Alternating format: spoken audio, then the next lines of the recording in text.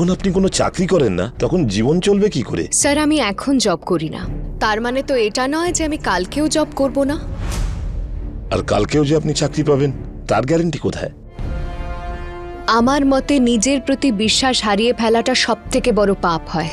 হয়তো কঠিন হবে আমার জন্য, কিন্তু যে মানুষটার সঙ্গে আমি থাকবো না সেই মানুষটার টাকায় আমি কখনোই নিজের জীবনযাপন করতে পারবো না। আর আপনি, আপনারও কি মনে হয় না যে আইন অনুযায়ী আপনার স্ত্রীকে অধিকার দেওয়াটা আপনারও কর্তব্য? স্যার, ইনি যদি আমার থেকে আইনতভাবে অ্যালিমেনি চান তাহলে আমার তা দিতে কোনো রকম বাধা নেই, কিন্তু শুধু বললেই তো আর সেটা হয়ে যায় না। ঠিক আছে, আমি লিখে দিচ্ছি। না স্যার, লেখার কোনো দরকার নেই। আমি ওনার থেকে টাকা নেব না। প্রভিশনটা থাকুক। যদি আগামী দিনে এরকম অবস্থা আসে যে আপনার টাকার খুব দরকার, তাহলে তখন যেন মনে হয় না আপনার এটা ভিক্ষা, বরং যেন মনে হয় এটা আপনার অধিকার। না স্যার, সেটা সম্ভব নয়। আপনি তো খুব ভালো স্ত্রী পেয়েছিলেন যে কিছু দাবি না করেই আপনাকে ডিভোর্স দিয়েছে, যেখানে সে নিজে কোনো চাকরি করে না। চাওয়া তো উচিত নয় স্যার। যে মানুষটার সঙ্গে সে থাকতে পারেনি, তাকে ভালোবাসা দিতে পারেনি, অ্যাটেনশন দিতে পারেনি, তা থেকে কিছু নেওয়াটাও তো উচিত নয়। উনি তো শুধু সব খারাপ কাজের বিরুদ্ধে শুধু আওয়াজই তুলে গেছেন। তাহলে আপনি বলতে চাইছেন উনি আপনাকে অ্যাটেনশন দেননি? সারাদিন আপনি কি করতেন? আপনি কি কাজ করতেন? যে মানুষটা আমার উপর এত বড় অভিযোগ করছে, আপনি তাকেই জিজ্ঞেস করুন আমি কি করেছিলাম। সারা দিন শুধু ঝগড়া করতে থাকতো, আর কোনো কাজই ছিল না ওনার। সারা দিন শুধু ঝগড়া ঝগড়া, আর শুধু আমার সঙ্গেই নয়, বরং আমার পরিবারে কিছু মানুষের সঙ্গে, পাড়ার লোকের সঙ্গে, আর যাদের সঙ্গেই দেখা হতো তাদের সঙ্গে লড়তেই থাকতো সে। কারণ ওনার কোথাও ভুল দেখলে সেটা বলতে ইচ্ছে করে। আচ্ছা, আপনার পরিবারের সাথে ওনার ভালো সম্পর্ক ছিল? কিছু মানুষের সঙ্গে। তারা কারা? আমার মা আর আমার বৌদিদের সঙ্গে। বাহ, খুব ইন্টারেস্টিং কেস এটা। এমন কেন বলছেন স্যার? আপনার মা আর বৌদিদের সাথে ওনার এত ভালো সম্পর্ক ছিল, তাদের হয়ে উনি কথা বলতেন, আর এটাই হলো আপনার নজরে অশান্তির কারণ?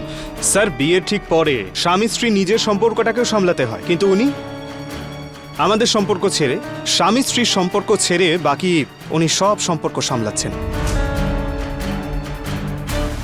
আপনার বিরুদ্ধে যে অভিযোগ জানাচ্ছেন উনি, সেটা কি সত্যি? এখন যে কালে উনি আরোপ করেইছেন, তাহলে হয়তো ওনার কাছে সেটা ঠিক। আমি আপনার কথা বলছি। না স্যার, আমার মনে হয় না যে এটা ঠিক। আমার মতে নিজের স্বামীকে ভালোবাসার অর্থ হলো তার পরিবারকেও ভালোবেসে থাকা, তার পরিবারকে সঙ্গ দেওয়া। আর সেটাই করতে করতে ওর পরিবারের অনেকের সঙ্গে আমার টান বেড়ে গেল। ওনার মা খুব ভালো মানুষ, আমাকে খুব ভালোবাসে। আমি ভেবেছিলাম এক মাকে ছেড়ে আসছি তো আরেক মাকে পেয়ে গেছি। এবার যদি ওনার এতে কোনো সমস্যা থাকে, তাহলে আমি কি বা করতে পারি? ঠিক আছে, আমি কাগজে সাইন করছি।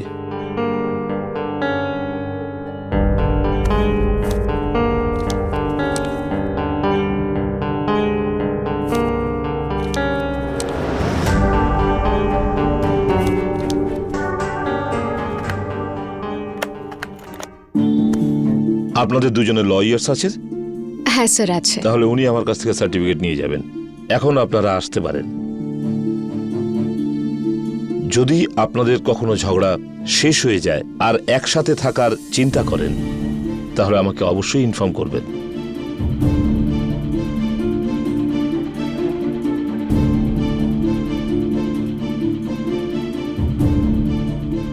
এমনটা কখনোই হবে না স্যার।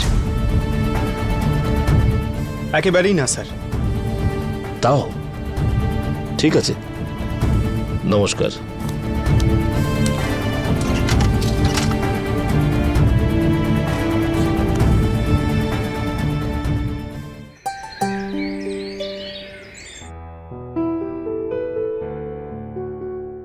জাস্ট ঠিক দাও।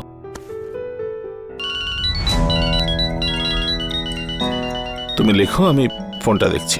হ্যাঁ।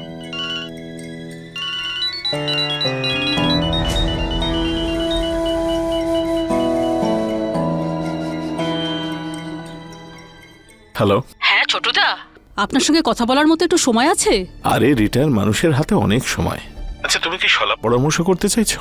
আপনাকে না এটা বলার ছিল আমার, যে ডিভোর্সের পরে এই বাড়িতে নানা রকম প্রস্তুতি শুরু হয়ে গেছে জানেন তো। ছোটুর বিয়ে নিয়ে না সবাই খুব উৎসাহ দেখাচ্ছে। ঠাকুরজি, ছোট, পল্টু সবাই তো এক পায়ে পুরো খাড়া হয়ে আছে ছোটুর বিয়ে দেওয়ার জন্য। কিন্তু আমি বুঝতে পারছি যে ছোটুর খুব মন খারাপ।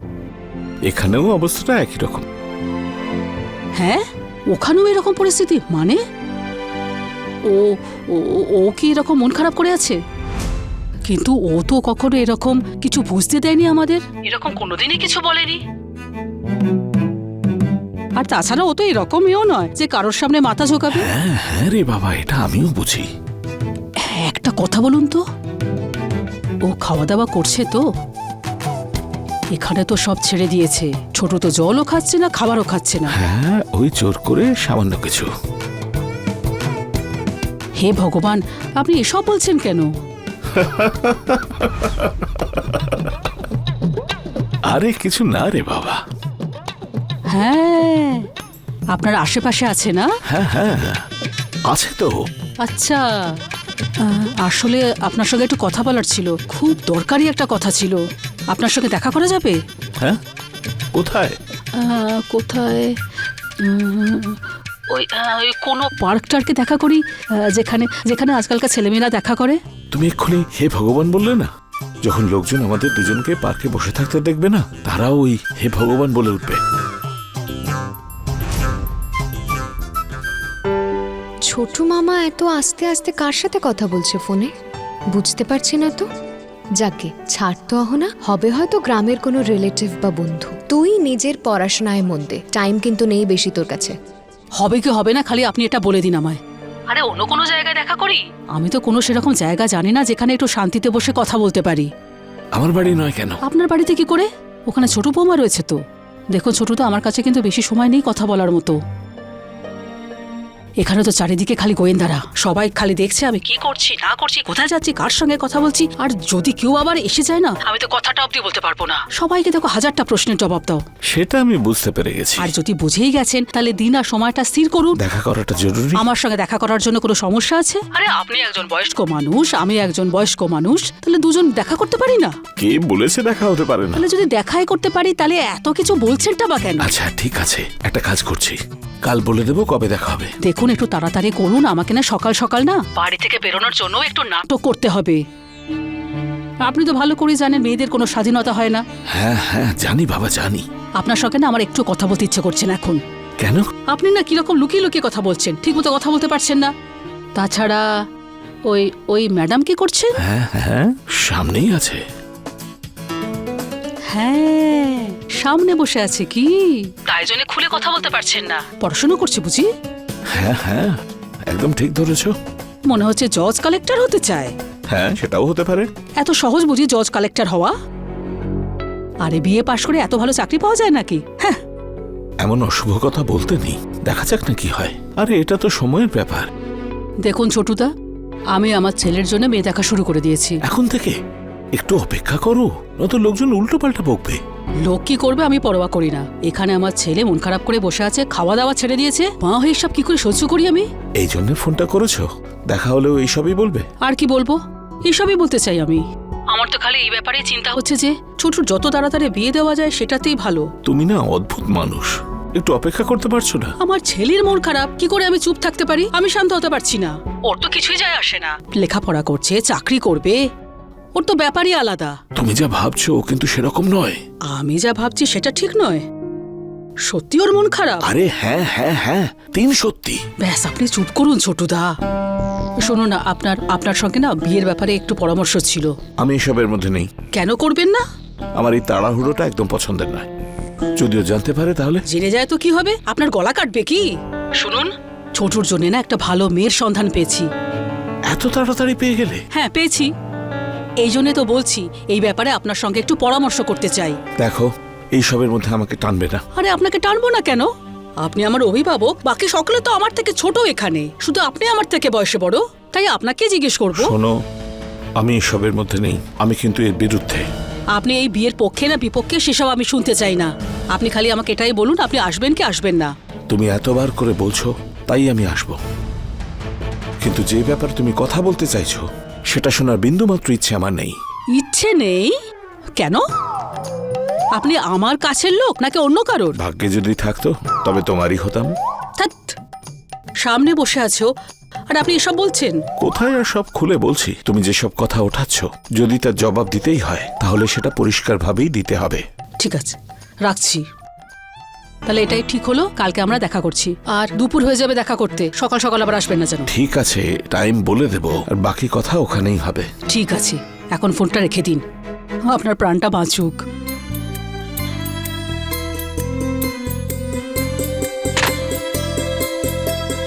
হে মা দুর্গা। মামা,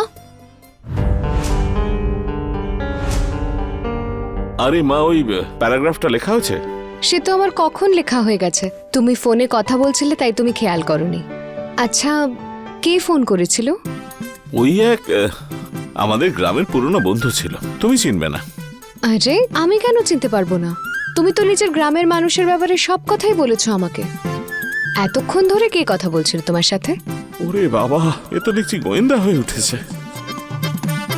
ওই অনেক আগে চেনা, আগে থাকতো শহরে, এখন গায়ে গিয়ে বাড়ি বানিয়েছে।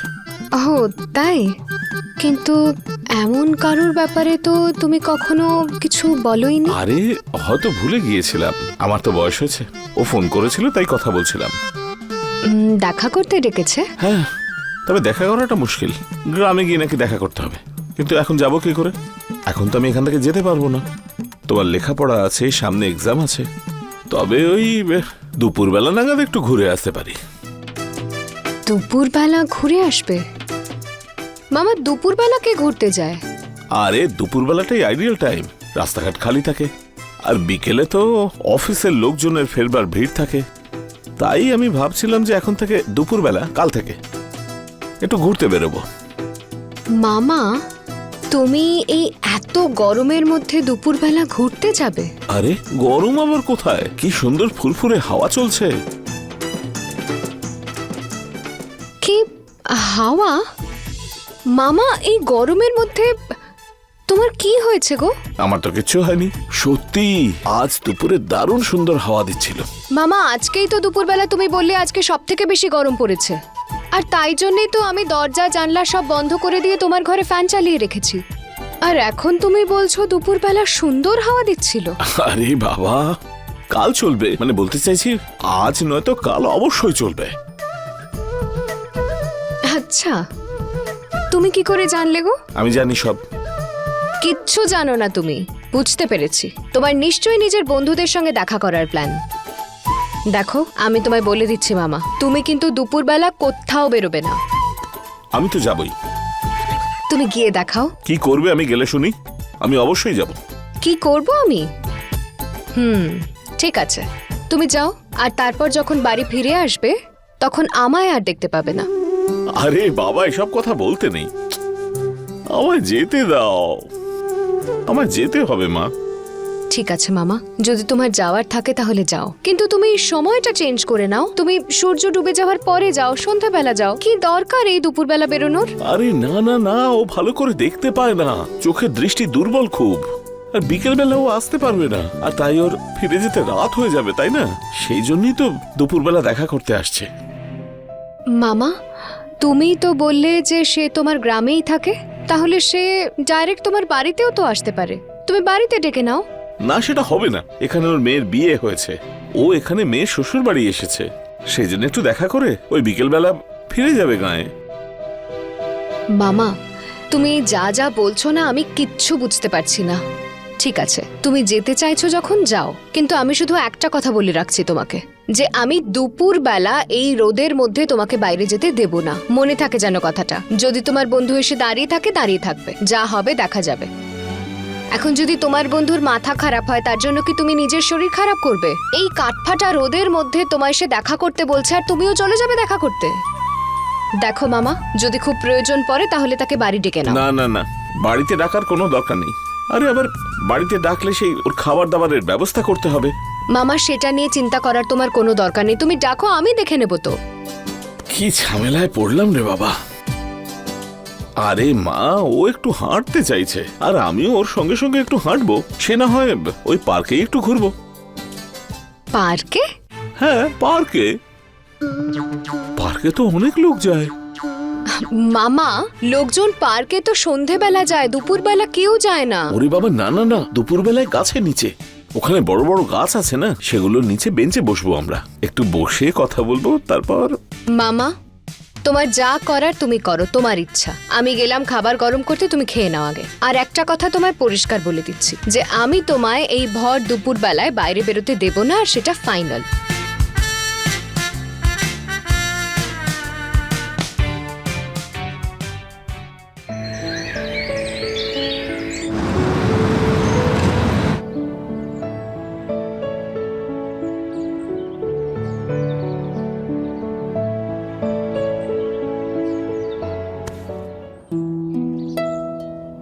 কতক্ষণ আগে এসেছো?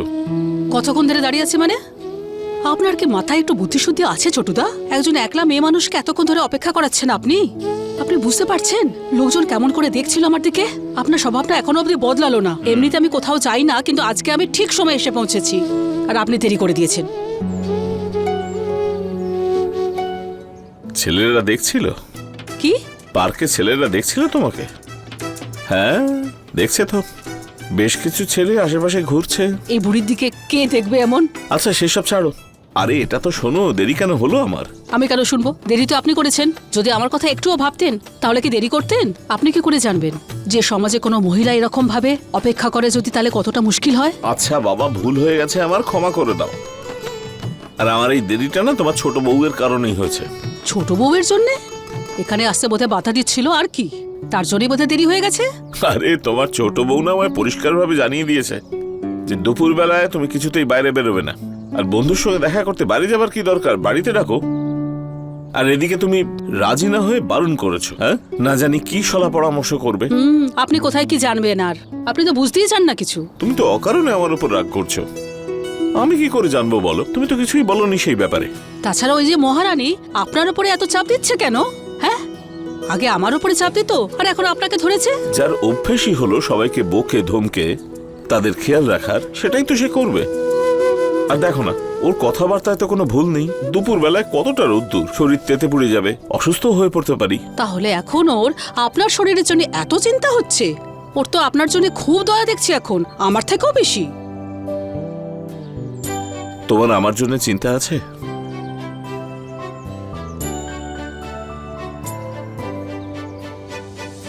দেখুন, এটা কিন্তু ভালো হবে না। আমার মাথাটা গরম করে দেবেন না। তোমার মাথা তো সারাক্ষণই গরম, এতে আমার দোষটা কোথায়? গরমের জন্য হচ্ছে, সত্যি বড্ড গরম। আর তোমার ছোট বৌমা তো মাথা খাচ্ছিল এত গরমের মধ্যে দুপুরবেলায় সময়টা কেন? তাকেও তো ডাকতে পারতে। ওকে সকাল থেকে বুঝিয়েছি আর বলে যাচ্ছে যে 5টা বাজার আগে কোথাও যেতে দেব না। তাহলে তুমি বলো আমি কি করতাম? যে মুহূর্তে ঘরেতে পড়তে বসেছে আমি লুকিয়ে বেরিয়ে এসেছি। ও কি আপনার অভিভাবক নাকি? আমি তো কিছুই বুঝতে পারছি না। একটু তো গার্জেন হয়ে গেছেই। অবশ্য আমার লাইফে তো কখনো কোথাও গার্জেন ছিল না। একজন ছিল, কিন্তু তার সঙ্গে বহু বছর সম্পর্ক ছিল না। এখন সে বৃদ্ধ বয়সে গার্জেন হতে চাইছে। তাহলে আনন্দে থাকো আর কি। আচ্ছা বাবা, রাগটা কমাও। বাদাম খাবে নাকি? খেতে পারি। ও বাদাম বাবাজি, একটু এদিকে এসো। এসো এখানে।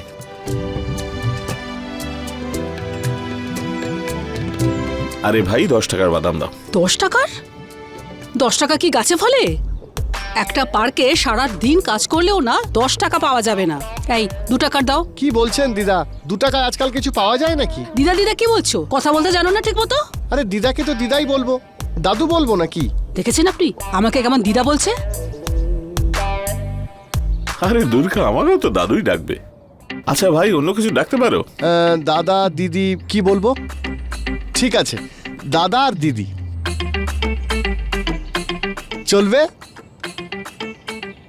বলো এবার, কি কথা বলার ছিল যেটা বাড়িতে ডেকে বলতে পারতে না? আমি স্থির করে নিয়েছি যে আমি ছোটুর দ্বিতীয়বার বিয়ে দেব।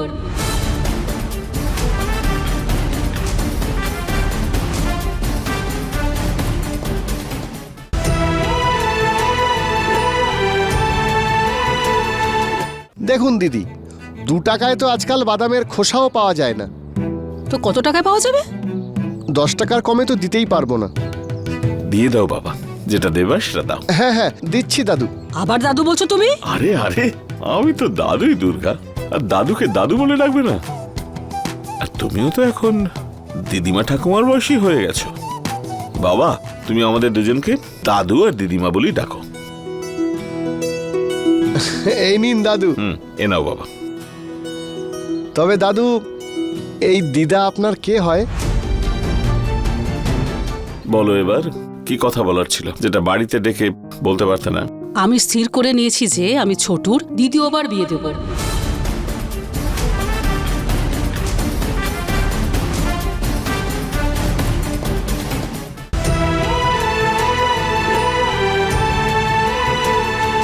ওই মাথাতে সিঁদুর নেই তো, তাই জিজ্ঞাসা করলাম। এই মাথা মোটা, তুমি কি করবে জেনে? এই পার্কে প্রতিদিন কত দাদা আর বৌদিকে প্রেম করতে দেখি, কিন্তু আজকে প্রথমবার কোনো দাদু আর দিদিমাকে দেখলাম। কি বললে তুমি? তোমার গালে না একটা থাপ্পড় মারবো এমন, আমাকে তুমি জেনে যাবে। দাঁড়াও দাঁড়াও দাঁড়াও, দেখছি। দুর্গা, থামো, থামো। কি কি করছো? আপনি কেন হাসছেন? ওই বেচারার দোষটা কোথায়? যা দেখছে তাই বলেছে। হ্যাঁ, দেখো, একজন দাদু দিদিমা পার্কে বসে বাদাম খাচ্ছে, ঝগড়া করছে, তাহলে ও আর কি বলবে? তো আপনার মজা হচ্ছে? তাহলে বলুন, পার্কে না গিয়ে কোথায় যাওয়া যেত? ছাড়ো এসব, চলো গিয়ে বসি। এবার বলো, কি কথা বলবার ছিল যেটা বাড়িতে ডেকে বলতে পারতে না? আমি স্থির করে নিয়েছি যে আমি ছোটুর দ্বিতীয়বার বিয়ে দেব।